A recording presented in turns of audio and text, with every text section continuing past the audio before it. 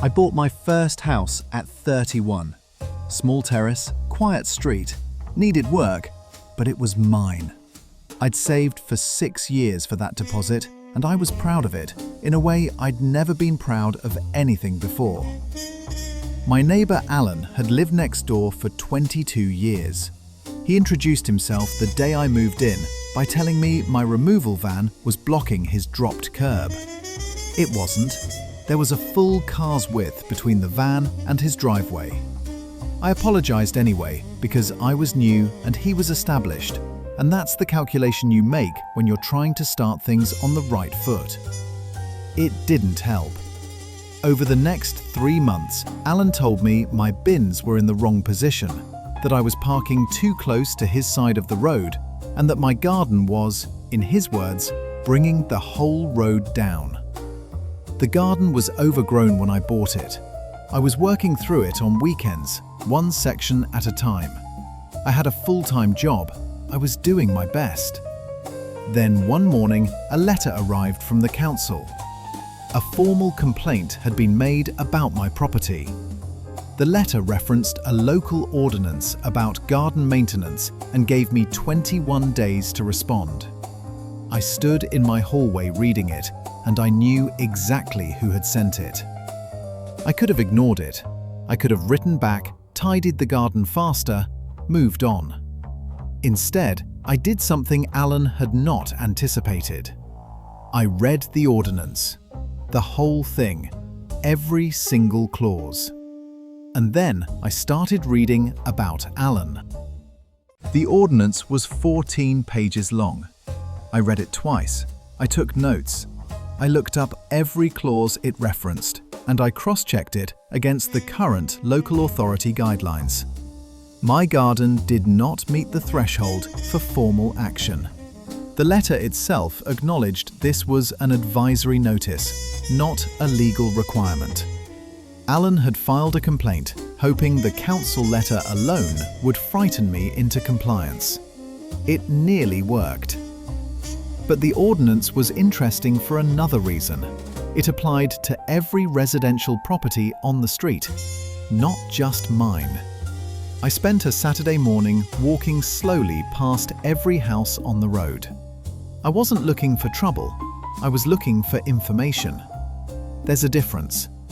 Alan's property had 3 things I wanted to look at more closely. The first was an outbuilding at the bottom of his garden, a large shed, recently extended, that looked considerably bigger than the permitted development allowance for a structure that close to a boundary. The second was his front fence. I measured it as precisely as I could from the pavement, 2 inches over the permitted height. The third was a tree in his back garden, dead, clearly for some time, leaning at an angle directly over my shed.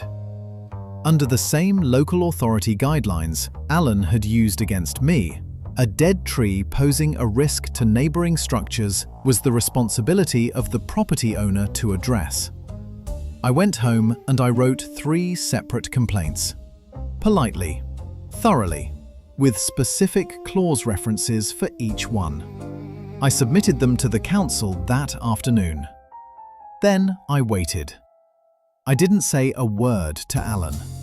I waved at him on Monday morning like nothing had happened. He waved back. He had no idea what was coming. The council sent inspectors within 2 weeks. I watched from my front window as they spent 40 minutes at Alan's property. He was out there the whole time, talking, gesturing, visibly agitated. I made a cup of tea and watched. 2 weeks after that, Alan received formal notices for 2 of my 3 complaints. The outbuilding required retrospective planning permission. The extension had taken it well over the permitted development threshold. The dead tree required removal within 60 days, as it posed a demonstrable risk to my property. The fence was borderline. The council gave him an advisory notice, the same type of notice he had used against me. The planning permission application for the outbuilding cost him £400 in fees alone. The tree removal cost him another £600. My garden complaint was reviewed and formally closed. The council confirmed my garden did not meet the threshold for enforcement action, exactly what the ordinance had said when I actually read it. I never raised my voice. I never knocked on his door. I never sent a single hostile message. I just read the rules.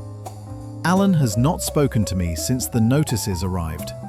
That suits me fine. I wave every morning when I see him. I will continue to do so indefinitely. I finished the garden in May. It looks genuinely lovely now. A couple of the other neighbours have said so. Alan has not. If you've ever had a nightmare neighbour, drop it in the comments.